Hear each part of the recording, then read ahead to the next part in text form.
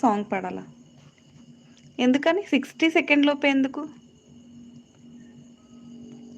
ప్రేమ నీతో పరిచయమే ఏదో పాపమా, అమృతమనుకొని నమ్మడమే ఒక శాపమా, నీ వడి చేరిన ప్రతిమదికి బాధే ఫలితమా, తీయని రుచిగల కటిక విషం నువ్వే సుమా,